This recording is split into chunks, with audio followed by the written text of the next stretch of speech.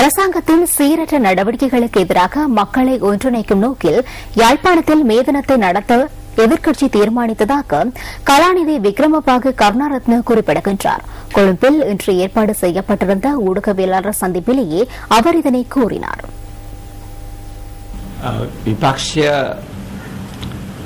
அரசாங்கத்தின் கொள்கைகளுக்கு எதிர்ப்பு தெரிவிக்கும் வகையில் அனைத்து மக்களையும் இணைத்துக் கொண்டு எதிர்க்கட்சி யாழ்ப்பாணத்தில் மே தினத்தை நடத்த உள்ளது. அத்துடன் இனப்பாகுபாட்டிற்கு எதிராக நாட்டு மக்களை ஒன்றிணைத்து அதனூடாக இந்த நாட்டை முன்னோக்கி கொண்டு செல்வதற்காக யாழ்ப்பாணத்தில் மே தினம் நடத்தப்பட உள்ளது.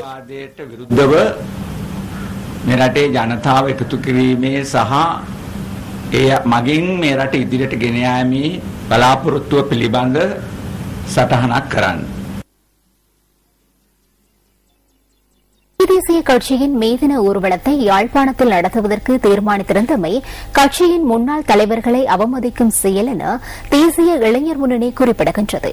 கொழும்பில் இன்று நடைபெற்ற ஊடகவியலாளர் சந்திப்பிலேயே அவர்கள் இதனை கூறியுள்ளனர். கிராமத்தில் உள்ள ஏழை மக்களுக்கு அனுபவிக்கக்கூடிய மற்றும் ஒன்றை ஏற்படுத்திய ஒரு தலைவராக ரணசிங்க பிரேமதாச திகழ்கிறார். அவர் ஆற்றிய சேவையை போன்றொரு சேவையை வழங்குவதற்கு இன்று வரையில் எந்த ஒரு தலைவராலும் இயலவில்லை. இவ்வாறான சிறந்த சேவையை வழங்கிய மக்கள் தலைவரின் ஞாபகார்த்த தினம் அனுஷ்டிக்கப்பட உள்ள சந்தர்ப்பத்தில் அந்த தலைவர் உருவாக்கிய ஐக்கிய தேசிய கட்சி யாழ்ப்பாணத்தில் மே தினத்தை அனுஷ்டிப்பது அனைத்து தலைவர்களையும் அவமதிப்பதாக அமைந்துள்ளது. අද එක්සත් ජාතික පක්ෂ යාපනයට ගිහිල්ලා මේ කරන මේ දින රැලිය மே மாதம் 1ஆம் தேதி நடத்தப்பட உள்ள அமரர் ரணசிங்க பிரேமதாசவின் ஞாபகார்த்த தினம் தொடர்பில் மேலும் ஒரு ஊடகவியலாளர் சந்திப்பு ஹொரணையில் நடைபெற்றது.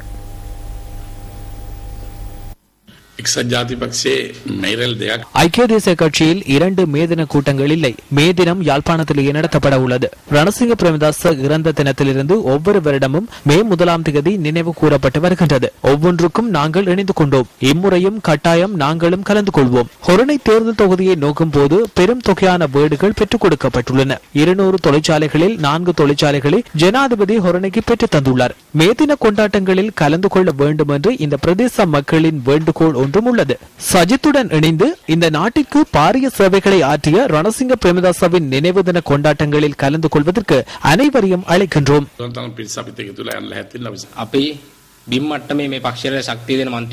நாங்கள் கீழ்மட்டத்திலிருந்து கட்சியை வலுப்பெற செய்யும் உறுப்பினர்கள் என்ற ரீதியில் மே தினத்தன்று ரணசிங்க பிரேமதாசவின் நினைவு தின கொண்டாட்டங்களில் கலந்து கொள்வோம் என்று தெரிவிக்கின்றோம். இந்த கட்சியை முன்னெடுத்து செல்வதற்கு சக்தியை வழங்குவோம். ஜனாதிபதி பிரேமதாச முன்னெடுத்து சென்ற வேலை திட்டங்களுடன் தற்போதைய இளைஞர் சமூகம் செல்கின்றது.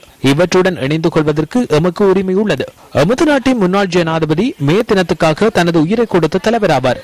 எனவே நாங்கள் ஒத்துழைப்பை வழங்குகின்றோம். மே மாதம் 1ஆம் தேதி நடத்தப்பட உள்ள அமரர் ரணசிங்க பிரேமதாசவின் ஞாபகார்த்த தினம் தொடர்பில் மக்களை தெளிவூட்டும் நடவடிக்கை இன்றும் முன்னெடுக்கப்பட்டது. தெஹிவளை மேம்பாலத்திற்கு அருகில் மக்களை தெளிவூட்டுவதற்காக துண்டு பிரசுரங்கள் வழங்கப்பட்டன. துண்டு பிரசுரங்களை விநியோகிக்கும் நிகழ்வின் மற்றொரு கட்டம் காலியில் நேற்று முன்னெடுக்கப்பட்டது.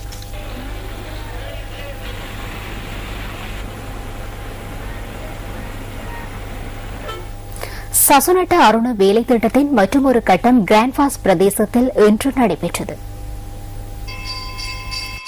கொழும்பு கிராண்ட்பாஸ் அருள்மிகு ஸ்ரீ பைரவசுவாமி ஆலயத்திற்கு வருகை தந்த ஐக்கிய தேசிய கட்சியின் பிரதி தலைவர் சஜித் பிரேமதாச ஆலயத்தில் இடம்பெற்ற சமய வழிபாடுகளை அடுத்து ஆலயத்தின் நிர்மாண பணிகளுக்காக நிதியுதவி வழங்கினார்.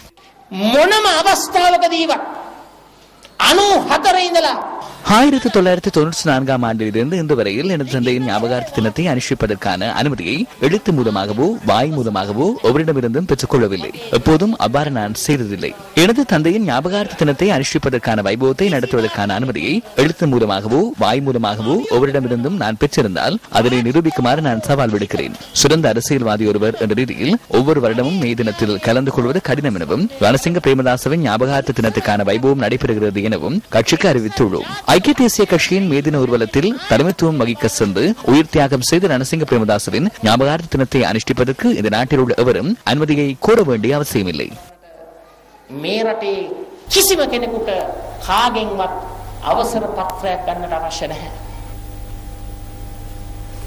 தம்புளை சம்பவத்திற்கு எதிர்ப்பு தெரிவிக்கும் வகையில் கொழும்பில் இன்று ஆர்ப்பாட்டம் ஒன்று இடம்பெற்றது. முஸ்லிம் அமைப்புகளின் ஒன்றியத்தினால் இந்த ஆர்ப்பாட்டம் ஏற்பாடு செய்யப்பட்டிருந்தது. கொழும்பு தெவட்டகா ஜும்மா பள்ளிவாசலுக்கு முன்பாக இந்த ஆர்ப்பாட்டம் நடைபெற்றது. வெள்ளிக்கிழமை தொழுகைகளை நிறைவு செய்த முஸ்லிம்கள் பள்ளிவாசலுக்கு முன்பாக உள்ள வீதியில் எதிர்ப்பு ஆர்ப்பாட்டத்தை ஆரம்பித்திருந்தனர்.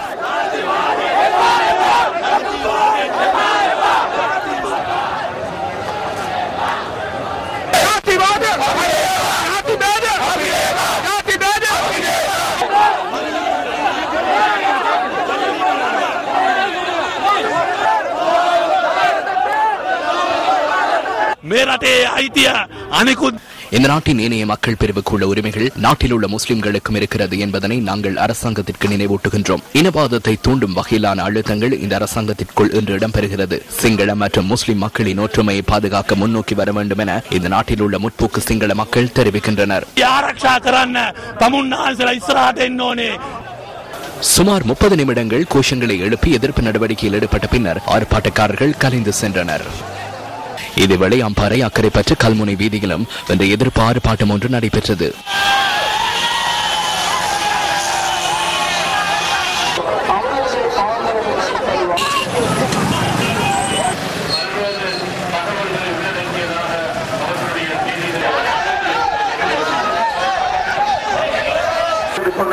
மிக கவனமாக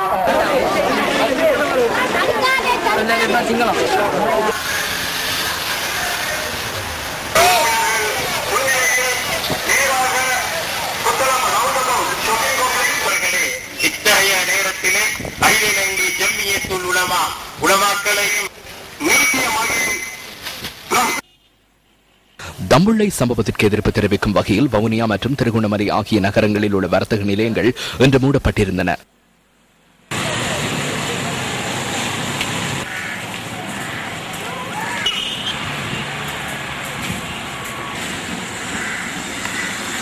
இதேவேளை சர்ச்சைக்கு காரணமாக இருந்த தம்புள்ளை முஸ்லிம் பள்ளிவாசலின் வெள்ளிக்கிழமை தொழுகை நடவடிக்கைகள் இன்று வழமை போன்று நடைபெற்றன.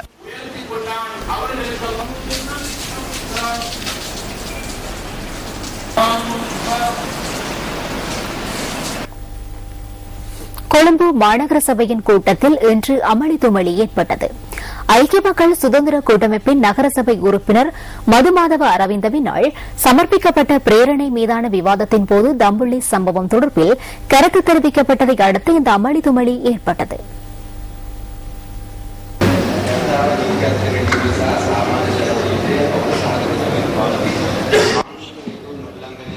நகர முதல்வரே, மனிதாபிமானத்தை மீறி நபர்களை மரங்களில் கட்டுவது போன்ற செயற்பாடுகள் கொழும்பு மாநகரில் இடம்பெறுகின்றன.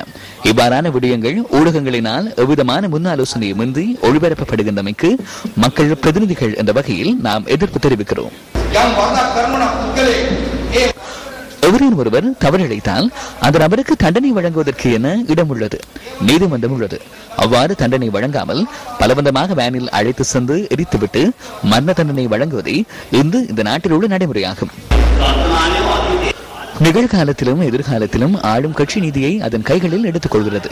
நீதியினை நடைமுறைப்படுத்தும் அமைப்புகள் மீது அழுத்தம் கொடுக்கின்றனர்.